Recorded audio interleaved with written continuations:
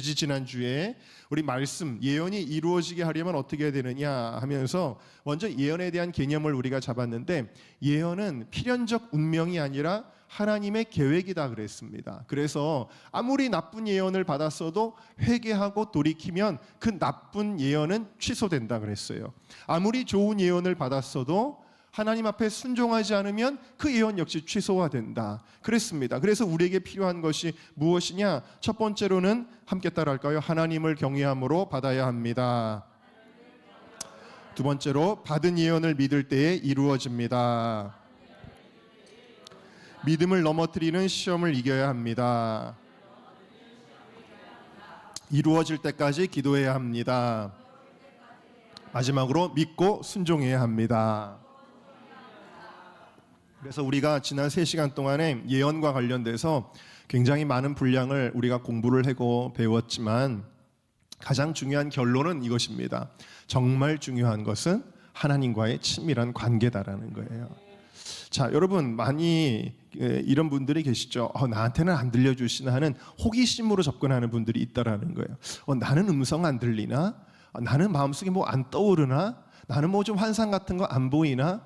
이런 호기심에 계속 사로잡혀 있는 분들이 있다라는 것입니다. 물론 그런 마음을 이해 못하는 거 아니에요. 왜냐하면 저도 하나님 음성 듣고 싶을 때 있고 환상도 보고 싶을 때 있고 그런데요. 여러분 모두가 다 그러실 수 있습니다. 그러나 물론 우리가 듣는다는 것이 신앙의 척도는 아니죠. 잘 듣는다고 해서 그 사람이 꼭 신앙 좋은 건 아니에요. 왜냐하면 사람마다 체질이 다르잖아요. 밥을 먹으면 살이 찌는 사람도 있고, 저처럼 살이 아무리 먹어도 안 찌는 이 체질이 다르듯이 영적인 부분에 있어서도 체질이 있어요. 그래서 하나님의 음성이 좀 쉽게 들리는 사람이 있습니다. 귀신도 잘 보이는 사람이 있다라는 거예요. 영적으로 좀 민감한 체질을 가진 사람들은 아무래도 좀 잘 보이고 들리고 하는 것들도 물론 있습니다. 그래서 어렸을 때부터 그런 사람들은 좀 뭘 봐요. 자꾸 듣고 그런 것들이 있지만, 제가 말씀드리는 것은 대체적인 그 원리를 말씀을 드리는 건데, 그럼에도 불구하고 믿음의 수준이 필요해요. 우리가 듣기 위해서는 믿음의 수준이 필요한데, 그 믿음의 수준이 되지 않으면서 자꾸 듣기를 바라는 것을 보면 그냥 살포시 웃음이 나올 때가 있습니다. 왜냐하면 하나님께서는 아무에게나 들려주시지는 않기 때문입니다. 아무에게나 들려주시는 것이 아니에요. 하나님은 아무에게나 말씀하시지 않는데, 그럼 왜 말씀하시지 않느냐?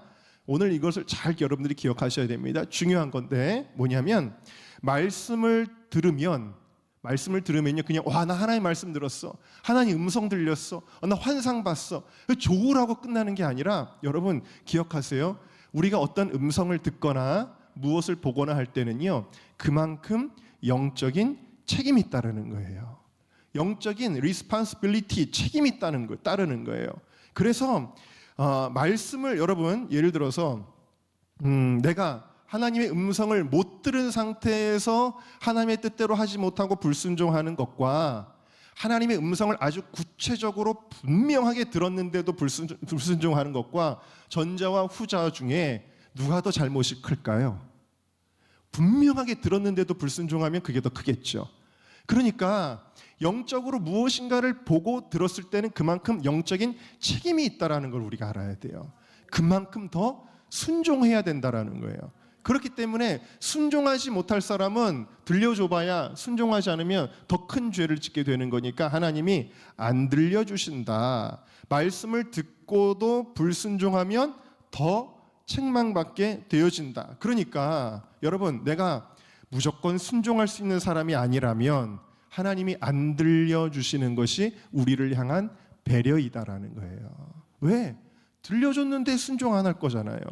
그럴 사람에게는 아예 안 들려주신다라는 겁니다. 그래서 하나님은 무엇을 말씀하시든지 순종할 만한 사람에게, 그리고 꾸준히 기도 많이 하는 사람에게, 기도가 뭐예요? 함께 따라합시다. 기도는 순종이다. 여러분, 순종은 어디서부터 하는 거냐면 기도부터 하는 거예요. 기도하는 사람이 순종하는 거거든요.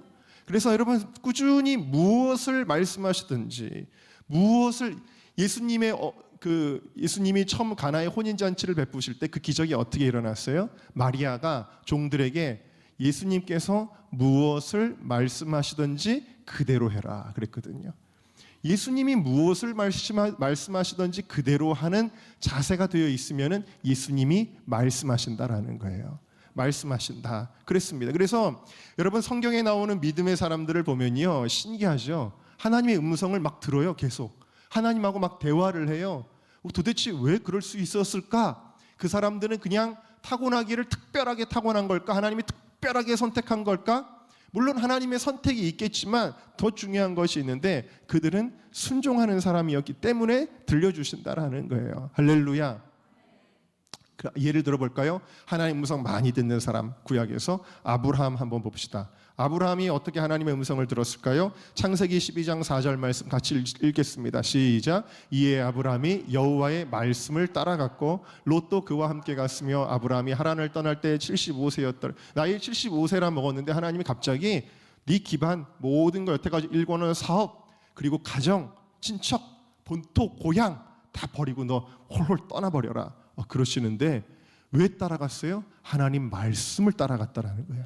하나님이 말씀하시면 무조건 순종하죠. 그래서 롯과 헤어지라 그러면 롯과 헤어집니다. 애굽에 내려갔다가도 올라오라 그러면 올라오고요. 마침내는 네 아들 이삭을 바쳐라 그래도 하나님 말씀이면 순종하는 거예요. 아니 어떻게 그렇게 할 수 있습니까? 한 번 반문을 안 하는 거예요. 아브라함은 노도 없고 뭐 좀 생각 좀 해볼게요도 없어요. 그냥 무조건 주님 말씀하시면 내가 나아가리다. 주님이 멈추라 하시면 내가 멈춰 서리라. 이게 아브라함이었다라는 겁니다. 그러니까 창세기 15장에도 보니까 하나님이 환상 중에 말씀하시죠. 너는 두려워하지 말아라. 나는 네 방패요 너의 지극히 큰 상급이다.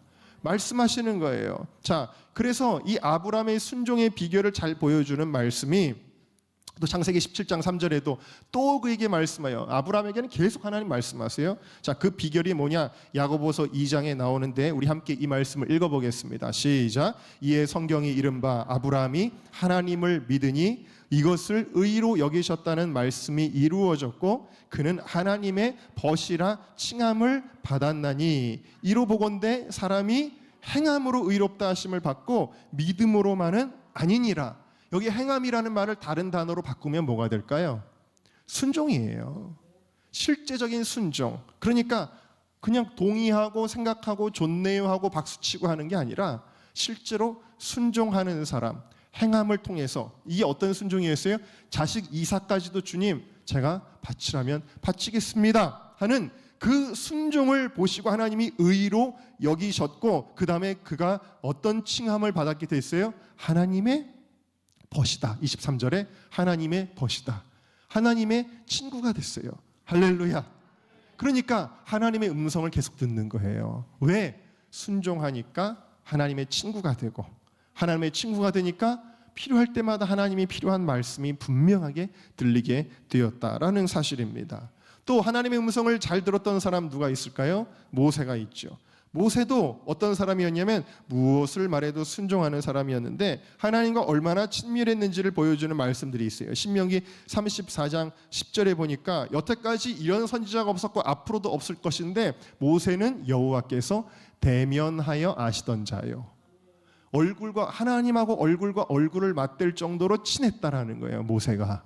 어떻게 이렇게 친할 수가 있었을까요? 자, 민수기 12장 6절에서 8절에 보면은 어떤 말씀이 나오냐면 미리암과 아론이 같은 형제임에도 불구하고 모세 너만 잘났냐?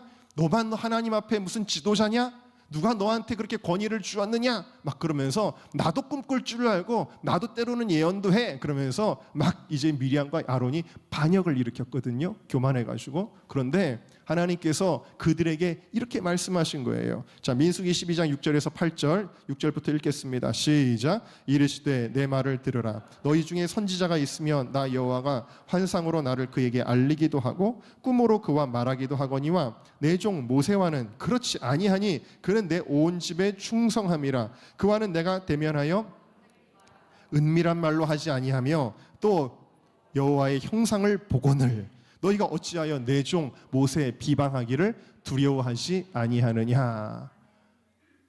모세는 달라. 모세는 너희들하고는 클래스가 달라. 내가 지도자로 세운 사람이고 나와는 대면하여 말하고 너희들에게는 되게 은밀하게 애매모호하게 말하지 내가 그러나 모세에게는 아주 더 정확하고 선명하게 나랑 대화해. 근데 왜 모세를 비방하기를 두려워하지 않아? 라고 하나님이 말씀하셨어요. 와, 모세는 하나님하고 정말 친밀했죠. 그 친밀함의 비결이 7절에 나와요. 다시 7절로 돌아가 볼까요? 자, 내 종 모세와는 그렇지 아니한 이유는 그는 내 온 집에 충성함이니라. 할렐루야. 여러분, 교회에 충성하는 자가 하나님 앞에 충성하는 거예요.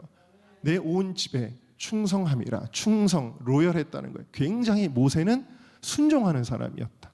모세는요, 하나님이 가라 그러시면 아무것도 없는데 가면 단칼에 저 웬 미친놈이 왔어 하고서는 바로가 그 자리에서 죽일 수도 있어요. 그럴 가능성이 99.9%예요. 더더군다나 모세가 누구 출신이에요? 왕자 출신이거든요. 그런데 새로운 권력자로 또 경계할 수도 있잖아요. 바로가 보자마자 죽일 수도 있어요. 그런데도 하나님 명령에 순종해서 그냥 지팡이 하나 들고 갑니다. 그 세계 최고의 권력자 앞에 지팡이 하나 들고 가가지고 뭐라고 떠들어요? 내 백성 이스라엘을 가서 이제 예배드리게 하라 그러는 거예요. 이게 보통 어려운 순종입니까? 근데 하나님 앞에 모세가 순종하잖아요. 순종할 때부터 이게 열린 거예요. 믿으시기를 주님의 이름으로 축원합니다.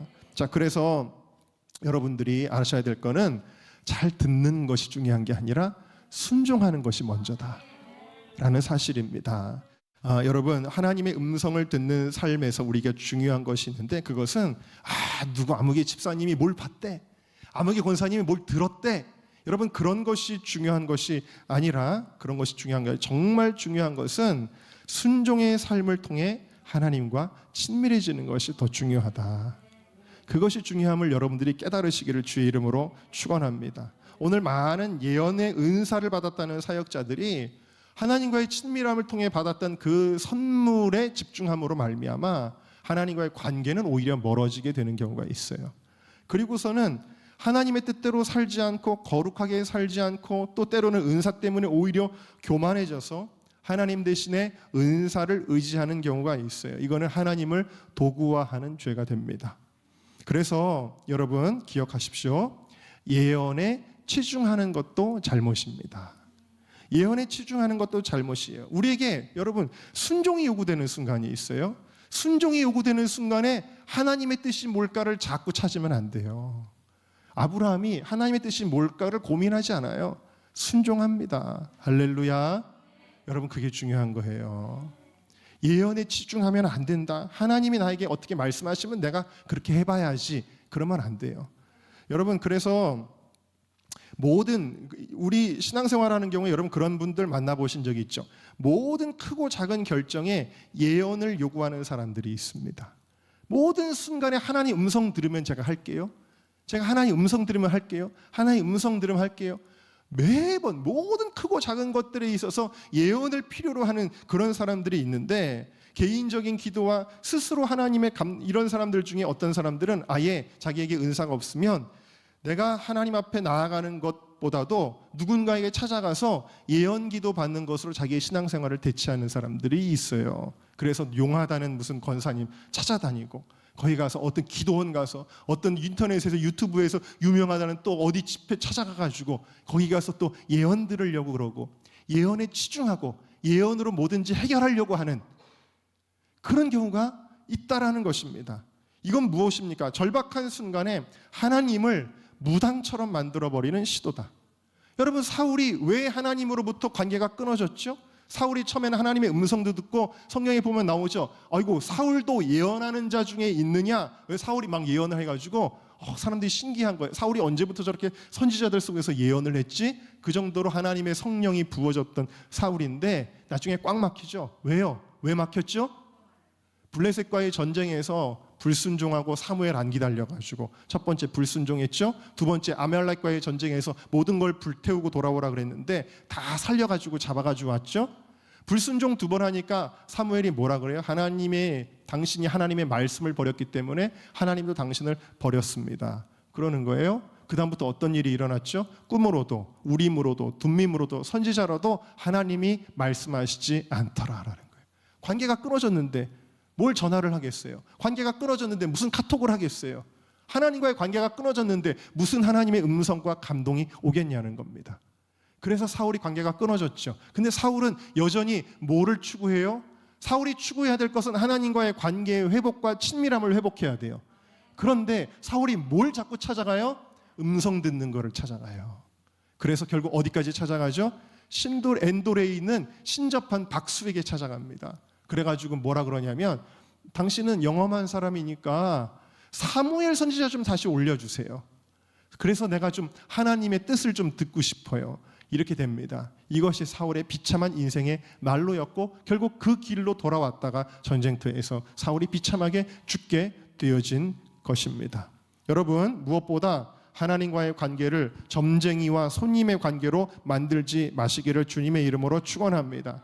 그래서 하나님이 답을 잘 주시지 않는 거예요. 저도 어떨 때는 막 하나님의 음성 절박할 때는 음성 듣고 싶고, 예전에 제가 그 청년들하고 매일 밤 9시에 거의 그거를 제가 몇 년을 했었습니다. 매일 밤 9시에 모여가지고 기도를 합니다. 그러면 9시에 기도회를 시작하면은 10시쯤 지나면 청년들이 1시간 정도 기도하면 이제 돌아가죠. 근데 한 11시 정도까지 기도하는 아이들이 있어요. 한 2시간 정도 이상을.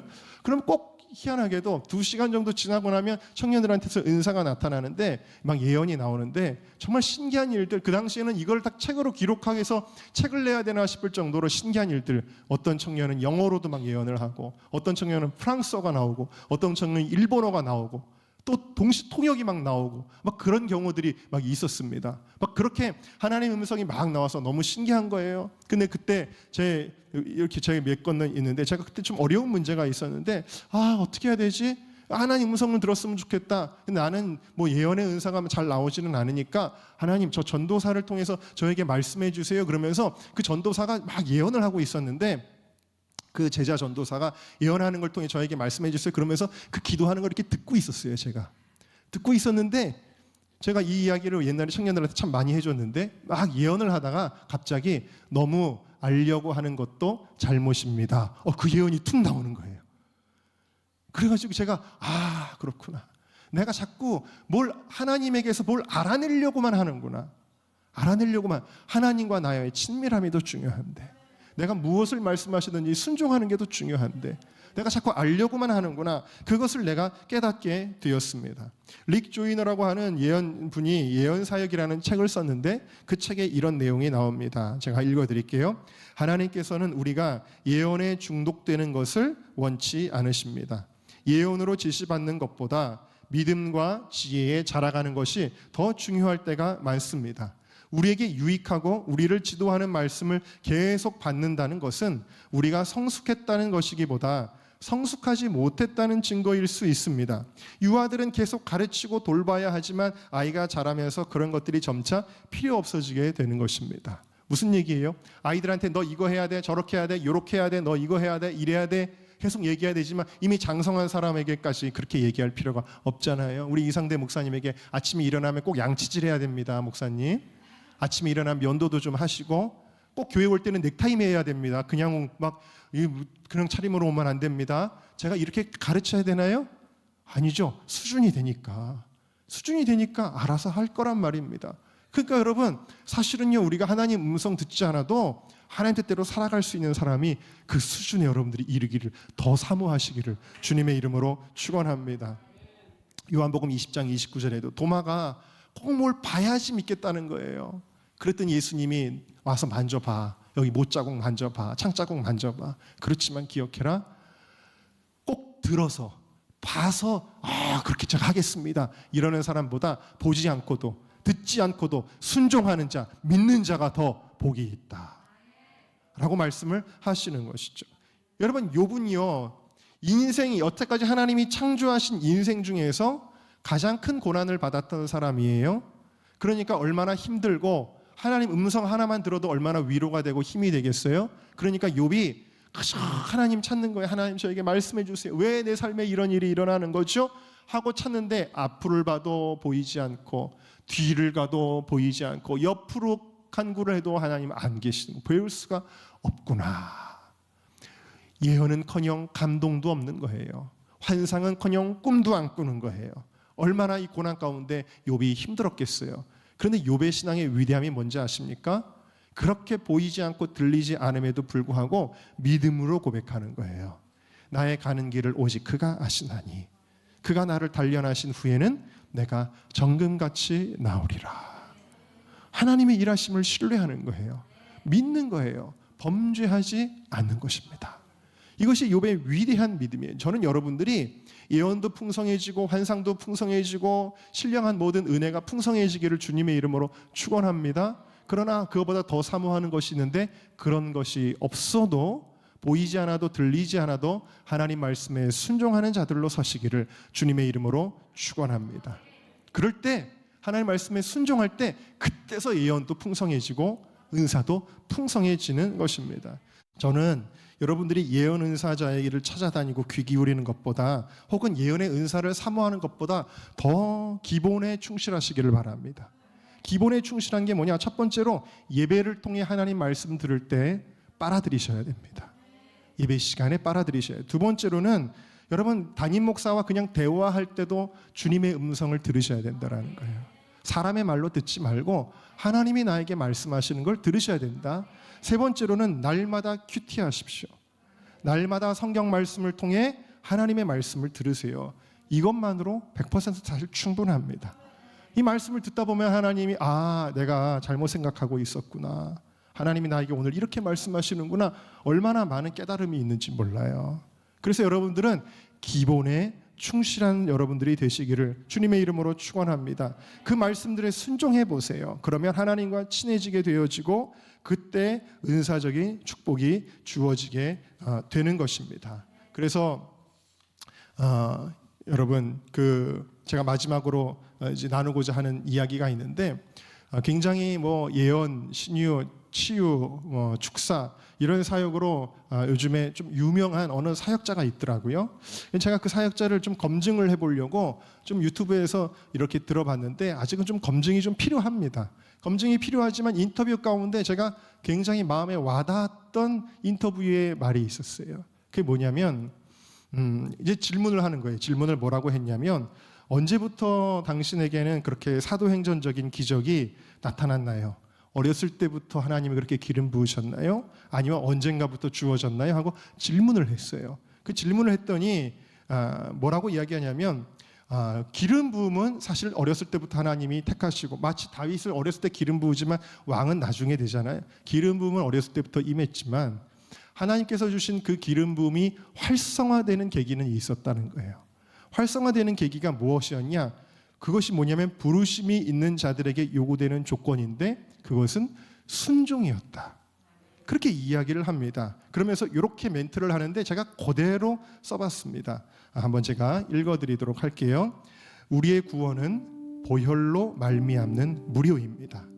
그러나 역사 또는 영광은 대가 지불이 필요합니다. 그 대가 지불은 순종입니다. 희생입니다. 그래서 그 부르심이 극대화되고 활성화되는 그 시점에는 하나님께서 극단적인 순종을 요구하실 수 있습니다. 그런데 그 순종을 통과하면 하나님께서 권위를 사용하셔서 세우시고 기름 부으십니다. 마치 아브라함에게 극단적인 순종을 요구하셨을 때 아브라함이 그 순종을 통과하니까 하나님과의 친밀함이 깊어지고 하나님의 축복이 임했던 것처럼 여러분들에게 극단적인 순종이 요구되는 그 순간에도 여러분들이 통과할 수 있기를 바라요. 그 믿음으로 나아갈 때 예언보다 더 소중한 예언을 구하는 것이 아니라 하나님 자신을 구하는 저와 여러분 모두가 되시기를 주님의 이름으로 축원합니다.